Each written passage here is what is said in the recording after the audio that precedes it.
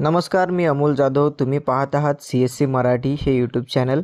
मित्रांनो, RT संदर्भात एक नवीन अपडेट तुमच्यासाठी घेऊन आलेलो आहे. व्हिडिओ सुरू करण्यापूर्वी तुम्हाला एक रिक्वेस्ट आहे. चॅनलवरती जर तुम्ही पहिल्यांदा आला असाल तर चॅनलला सबस्क्राईब करून नोटिफिकेशन बेल ऑन करून ठेवा, जेणेकरून तुम्हाला RT संबंधित सर्व लेटेस्ट अपडेट सगळ्यात अगोदर भेटत राहतील. तर चला व्हिडिओ सुरू करूया.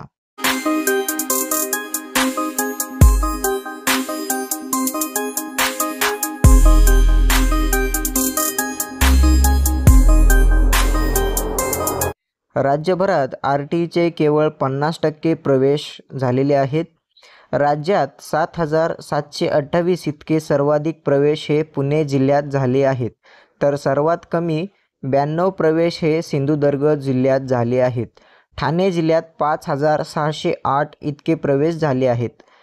न्यूज पुण्यामधून आहे. शिक्षण हक्क कायद्यानुसार 25% राखीव जागांच्या ऑनलाईन प्रवेश प्रक्रियेची मुदत सोमवारी संपत असून राज्यभरातून केवळ 50% प्रवेश झाले आहेत.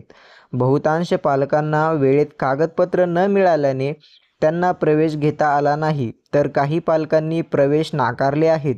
त्यामुळे रिक्त जागांवर प्रवेशासाठी पुन्हा मुदतवाढ दिली जाणार का, याकडे पालकांचे लक्ष लागले आहे. प्राथमिक शिक्षण विभागाकडून 5 ऑगस्टपर्यंत प्रवेशासाठी मुदतवाढ देण्यात आली होती. 49,858 विद्यार्थ्यांचे प्रवेश निश्चित झाले आहेत, तर प्रवेशासाठी राज्यभरातील शाळांमध्ये 93,009 विद्यार्थ्यांची प्रवेशासाठी निवड झाली होती, परंतु 50% विद्यार्थ्यांचे प्रवेश निश्चित झाले आहेत. सध्या 43,000पेक्षा अधिक जागा रिक्त आहेत. प्रतीक्षा यादीत 71,276 विद्यार्थ्यांची निवड झालेली आहे. आजचा शेवटचा दिवस आहे. या विद्यार्थ्यांना रिक्त जागांवरती प्रवेश मिळणार आहे. याबाबत शिक्षण विभागाकडून सोमवारी निर्णय घेण्यात येणार आहे. यंदा राज्यात RTच्या 1,05,242 जागा आहेत. यासाठी 2,42,516 इतके प्रवेश अर्ज आले होते.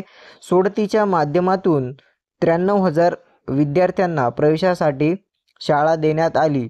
मात्र बहुतांश पालकांनी प्रवेशाकडे पाठ फिरवल्याचे चित्र दिसून आले आहे, तर काही पालकांनी पुरेशा कागदपत्रांअभावी प्रवेश घेतला नाही. तसेच कागदपत्रे वेळेवर मिळत नसल्याच्या तक्रारी पालकांनी केल्या आहेत. उत्पन्नाचे दाखले वेळेत मिळत नसल्याने पालक प्रवेश घेऊ शकलेले नाहीत. तसेच काहींच्या कागदपत्रात त्रुटी असल्याने पडताळणीत स्पष्ट झाले आहे. त्यामुळे देखील प्रवेश रद्द करण्यात आलेले आहेत.